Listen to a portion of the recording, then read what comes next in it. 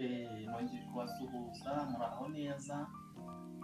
Nk'ubusanzwe amazina yanjye nitwa Uzabakiriho Evariste, nkaba ndi umuvugabutumwa kuri channel yitwa Uzabakiriho TV. Nkaba ngarutse kugira ngo tuganire ku ijambo ry'Imana, kuko ijambo ry'Imana ni inkomezi, ijambo ry'Imana riradufasha haba mu bibazo, haba mu makuba. Ijambo ry'Imana niryo twiringira. Rero nagira ngo mbere yuko tubanza gusoma ijambo ry'Imana, turagira tubanze dusenga Imana, hanyuma dukomeze n'ijambo ry'Imana. Mana, turagushimiye, tugushimiye kugira neza kwawe, tugushimiye ko waturinze Mana, wagize neza, wabanye natwe, waturinze, waraturinze mu minsi yose itambutse, wabigeze neza, umwuka wazima, icyubahiro cyawe nyagora ku ngoma. Rero muri aka kanya tugiye kwiga ijambo ry'Imana, ni muri Uwiteka utube hafi, udufashe, kandi iri jambo rigere kuri buri umwe wese urakurikirana iki kiganiro, kugira ngo Uwiteka Nyiringabo Imana imubere inkomezi, kandi izamubere impamba izakugeza aho hejuru. Nakoze, ndagushimiye, bwana ubane natwe, utugirire neza, mu izina rya Yesu turakoze, amen. Tukaba tugiye gusoma ijambo ry'Imana, turasanga muri Mika 7 umurongo wa 7. Hari amagambo meza cyane mu ijambo ry'Imana, Imana idufashe kandi itugirire neza.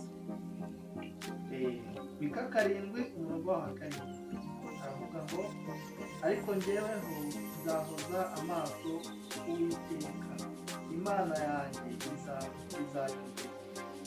Wa mwanzi wanjye we kunyishima neza, ningwa nzabyuka, n'itara mu mwijima Uwiteka azambera umucyo.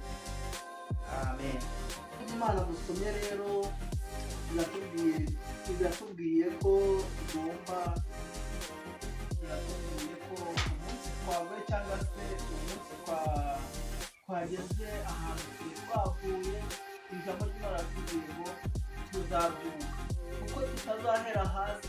Uwiteka Imana dukunda, kandi akaba yaratanze n'umwana wayo kugira ngo twebwe tubeho, atubere ubuntu.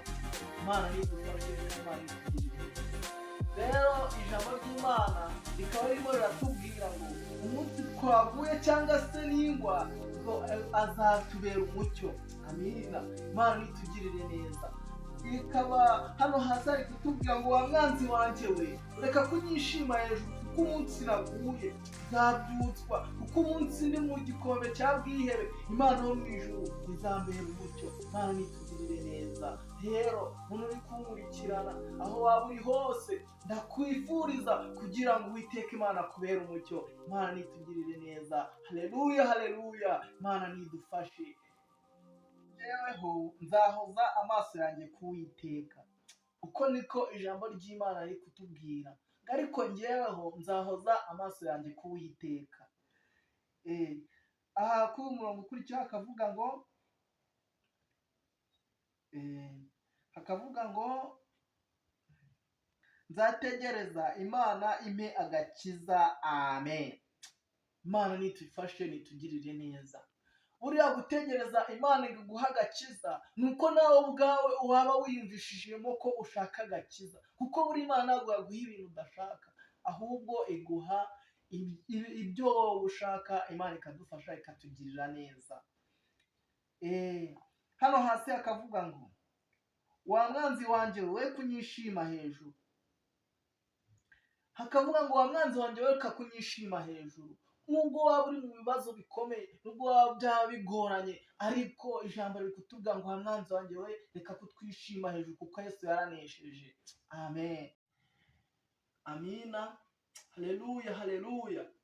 Imana nitugirire neza. Ese kuri ijambo ry'Imana dusomye ritubwira ngo Uwiteka azatubera umucyo, Uwiteka azaduhisha, we ririmo rirakwigisha iki? Mana nitugirire neza muri uyu mwanya. Rero icyo ndi kubifuriza, yaba rimwe muri kudukurikirana, aba hirya no hino, ndi kubifuriza kugira ngo Imana ibafashe, ibagirire neza, ibabere umucyo, kandi umwanzi yari kubishima hejuru kuko Yesu yaranesheje. Mana nitugirire neza. Reka dusenge Imana kubw'ijambo ry'Imana, kugira ngo nawe aho uri, Imana ibashe kuba yahagusanga ikakugirira neza.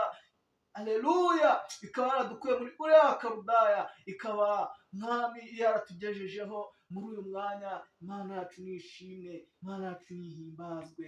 Mana turagushimiye, icyubahiro gikomeze kibi cyawe. Mana wagize neza, wagize neza.